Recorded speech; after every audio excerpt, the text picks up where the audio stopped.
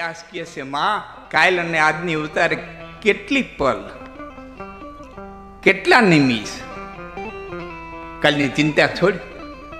ભગવાન લુગણા પહેર સત્યવતીએ તરત હસ્તિનાપુરના ઘરણા ઉતાર્યા, રેશમી વસ્ત્રો ઉતાર્યા, જાડા લુગણા પહેર્યા અને સત્યવતી હાલતા થયા. એટલે વ્યાસે કીધું, બે વહુને લઈ લે, હવેનું કંઈ કામ નથી, બે વહુને લઈ લે. એ અંબાલિકા અને અંબિકા એ બેને લીધ્યું. યુવાન મિત્રોને યાદ ન હોય તો કહું, ધૃતરાષ્ટ્રની માં અને પાંડુની માં.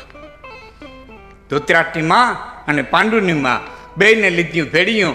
એ બે વહુ, એક હાહુ, ચોથા વ્યાસ, એ બરોબર ઉમરાની બહાર પગ દીધો. એટલે ભીષ્મે આડા ફરીને કીધું, હે જનેતા ક્યાં જા? અહીં તો હોળી હરગી, હળગતી હોળીમાં મૂકી અને ક્યાં જા? મારી મા ગંગા તો વહી ગઈ. ધૃતરાષ્ટ્રે સમજાવીને થાકું તે મા તારા શરણની માલિકો આવી અને માથું મૂકીને બે આહુડા પાડી જતો તો દુર્યોધનને સમજાવીને થાકું તે તારા ખોડામાં માથું મૂકી અને બે આહુડા પાડી જતો તો હું રોઈ ક્યાં? ભીષ્મ કે હું રોઈ ક્યાં? કેને મારી વેદના કેવા જાય? એટલે સત્યવતી કીધું, બેટા તે તારા બાપને વતન દીધું છે કે યથાયોગ્ય રાજા નહીં મળે હસ્તિનાપુરને, ત્યાં સુધી હું હસ્તિનાપુરની ગાદીને વફાદાર રહે. દીકરા, હું તને વતન ભંગ કેમ કરું?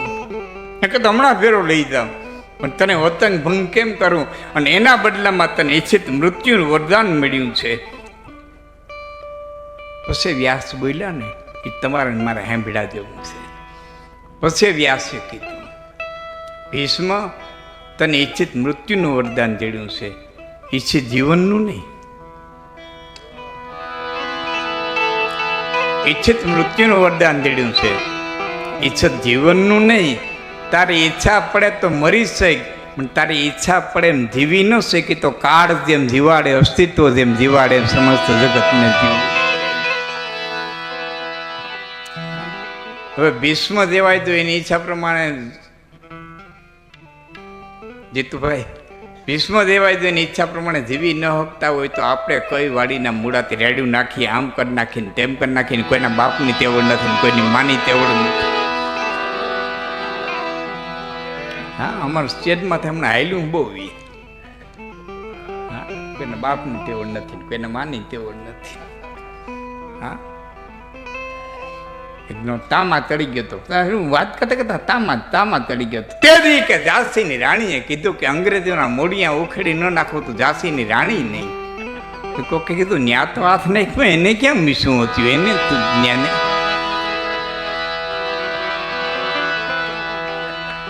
ઘણી વાત હોય, બધી વાત પર બારી ન સમજાય. ઝાંસી, હા, મામો ભાણેજ બે વચ્ચે વાત કરી દઉં. મામો ભાણેજ બે જજમાનમાં નીકળ્યા હતા ને, મામો થાકો પાકો હોઈ ગયો ને, ભાણેજ બેઠો તો ગામ આવ્યું બેહવા. અને ગામે કીધું કે કવિરાજ કંઈક વાર્તા માંડો, કે વાર્તા મારા મામાને આવડે, પણ મામા હોઈ ગયા. હવે તમને જેવી આવી માંડો, અમે ગામ બેહવા આવ્યું છે, પણ મને બહુ ન આવડે, જેવી આવડે એવી માંડો. અને પછી કવિરાજે વાર્તા માંડી, દેપાડ દે રાધા ને ભાવનગર ઠાકોર ને. એમાં બરોબર ચોમાહું આવ્યું ને દેપાડ દે નીકળ્યા પોતાની પ્રજાના સુખ દુઃખ જોવાન. વાર્તા મેઘાણીએ લખી છે ને. એમાં ચારણનો બળદ મરી ગયેલો, એક બાજુ ચારણિયાની જોડ્યા હતા ને એક બાજુ બળદને જોડ્યો હતો. ચારણ વાવણી કરતો હતો. બાપા પણ એ ભાવનગરની ધરતી, એ લોઠા ચોમાહાણ, એ દરવારી ધરતી, એ બાઈ હાલી જાય, ચારણિયાની વાવણી કરે, હાલી જાય, પણ કડે કડે ખૂદતી જાય. તમામ ઊભો થયો કે તારી માં હાલી ન હોગે. બહુ થાય તો પીંડી ઊંધી ખૂતાય, બહુ થાય તો ગોઠણ ઊંધી ખૂતાય, તારી ડોહી કડી ઊંધી ખૂતે તો હાલે કેમ? વાવણી કરે.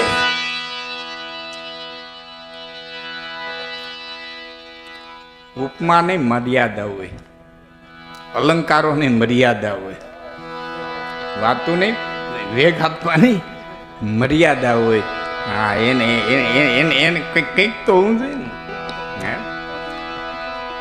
દરેક વિવેકની મજા છે. હા, વિવેકની મજા છે, હું મર્યાદાની મજા છે.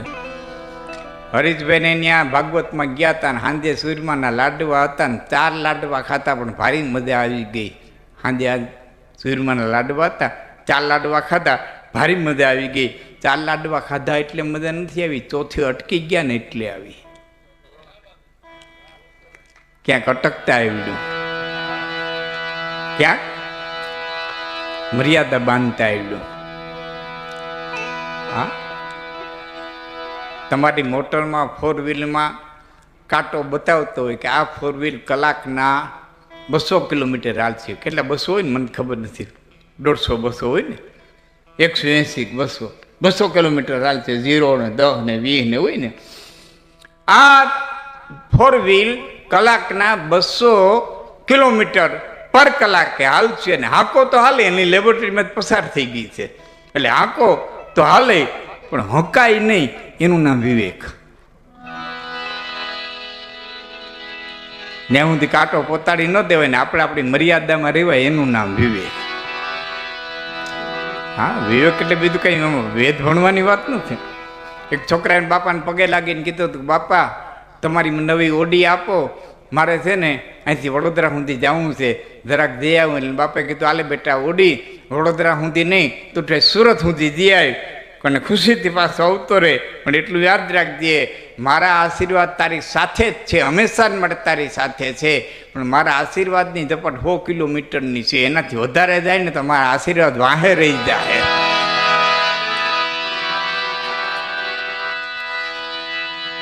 પછી મારા આશીર્વાદ પછી એમાં કાયમ લાગશે. તો આ ભાગવત તમને મને એમ કહે છે કે અસ્તિત્વનો જે ખેલ, એની જે લીલા હાલી રહી છે. એટલે કસવીનો રંગ પૂરો કરતા પહેલા એક નાનકડી વાત કરી દઉં. આખા ભાગવતની અંદર ક્યાંય રાધા એવો શબ્દ નથી. આખા ભાગવતની અંદર કે રાધા એવો શબ્દ નથી, છતાં રાધા છે. રાધા લોકગીતમાં છે, રાધા રાસમાં છે, રાધા ગામો ગામના મંદિરમાં છે, રાધા છંદોમાં છે, રાધા દુહાઓમાં છે. ભાગવતમાં ક્યાંય રાધા શબ્દ નથી, છતાં રાધા છે. એનો વિદ્વાનો જે અર્થ કર્યો છે તમને કહું, અને એ પછી મારે કસવીના રંગની એક કડી ઉપર જે અર્થ કરવો છે એ તમને કરી દઉં. રાધા છે ગંગોત્રીથી નીકળેલી ગંગા હરિદ્વાર આવે એટલે ગંગાની ધારા કહેવાય. ગંગોત્રીથી ગંગા નીકળી અને હરિદ્વાર આવી એટલે ગંગાની ધારા કહેવાય. પણ હરિદ્વારથી ગંગા પછી ગંગોત્રી જાય તો શું થઈ જાય? ધારાને ઉલટી કરો એટલે રાધા.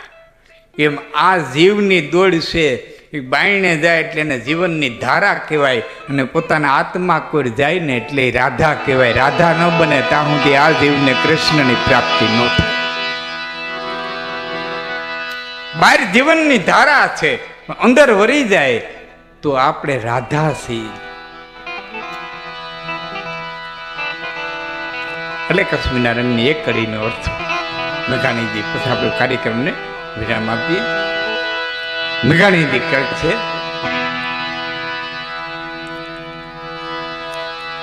કઈ ભક્તો ના તાંબુરથી ટપકેલો મસ્તી ભર ચાખો કસુંબીનો રંગ,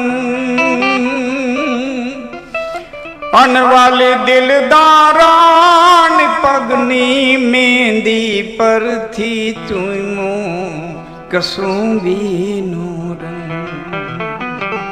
સમજી શકાય, ભક્તોના તંબુરથી ટપકેલો મસ્તી ભર ચાખ્યો કસુંબીનો રંગ. ગરમલીના મને યાદ આવી 1 મિનિટ વધારે.